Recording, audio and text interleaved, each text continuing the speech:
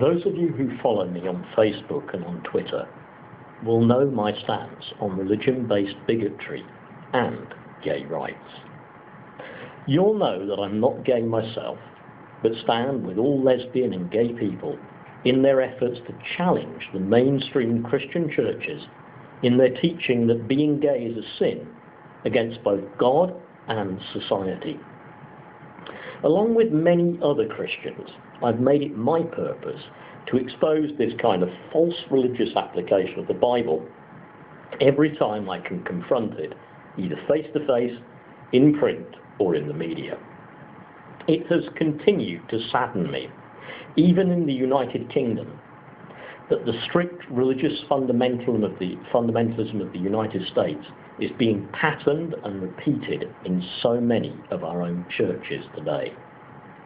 This is particularly true in many evangelical churches.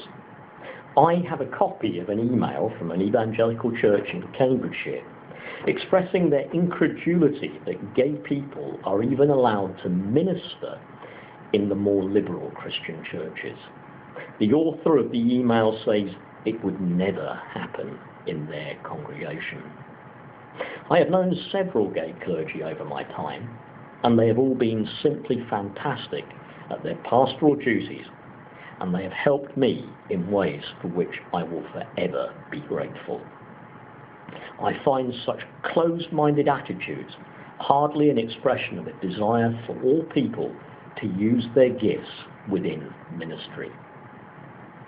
This video is a wake-up call to Christians or people of no faith at all to take a close look at those around them and what they are being taught. A religious writer, often quoted in the UK and the US, is Pastor Rick Warren of Saddleback Community Church, USA. His book, The Purpose-Driven Life, is a top seller in the US and many other countries. Many UK churches will take on board what Warren says and begin teaching and preaching programs with materials obtained from his massive global church empire. Warren is the darling of the rich and powerful in the US, and he has become popular in the UK because of his apparent lack of religious extremism. However, don't be fooled by what Warren is doing to provide care and healing for those with HIV and AIDS via his congregants, mainly in the United States. When asked on national television what he thought about people being gay, Warren listed gay people, according to the Bible, with rapists and child molesters.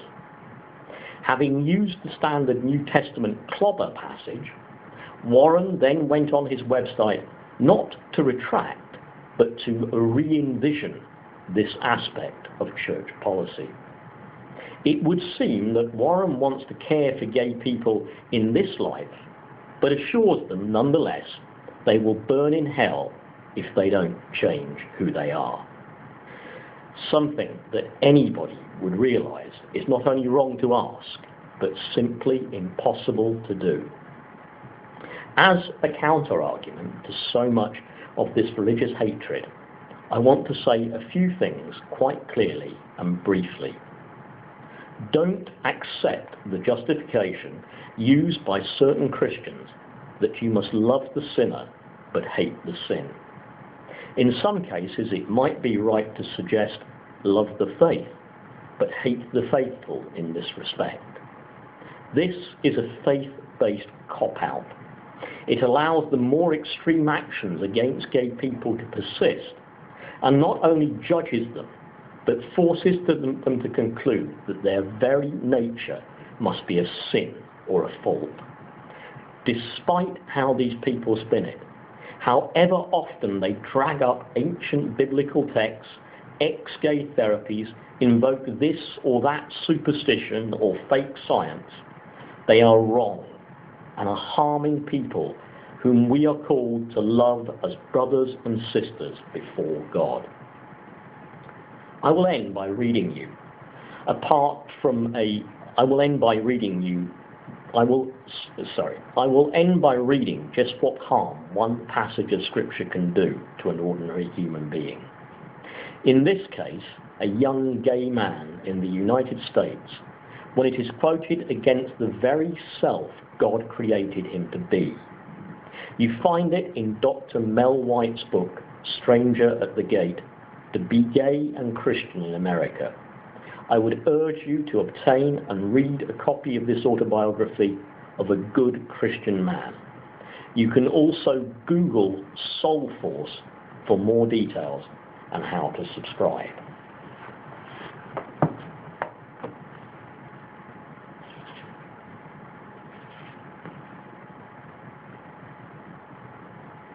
During the next year, we talked and prayed together on several occasions, though Jeffrey never got up the courage to discuss his homosexuality.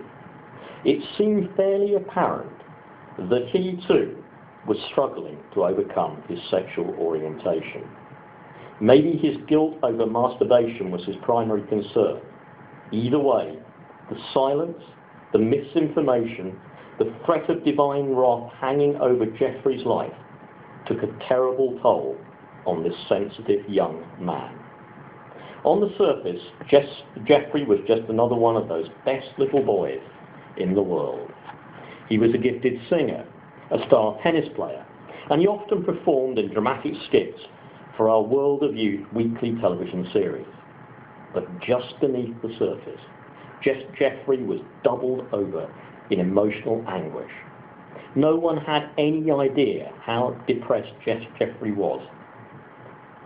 I was not trained to notice. Eventually, he dropped out of the YSC choir. He missed so many television rehearsals that we had to cut him from our cast. Finally, we just lost sight of Jeffrey altogether. Because I liked and missed him, I called Jess home several times and left messages with his parents. Jeffrey never returned my calls. One Sunday night, just last year, Jeffrey's father approached me at a YFC rally. He asked to talk to me in private. Even as I led him backstage, I sensed that something terrible had happened to Jeffrey. We sat in silence for a long time in an empty dressing room before he could find the energy to share the awful news with me.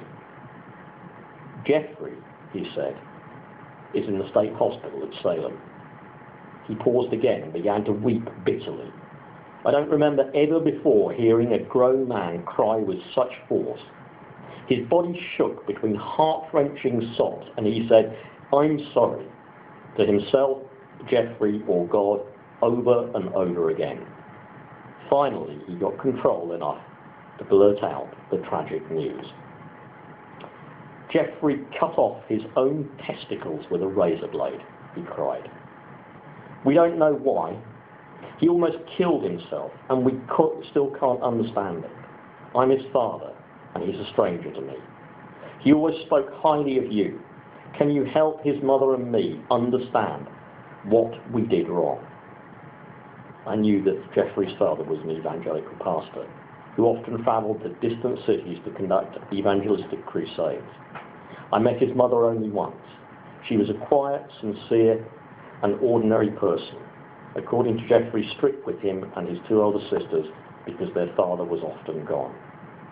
I had little comfort to give that poor, anguished man. What could I say?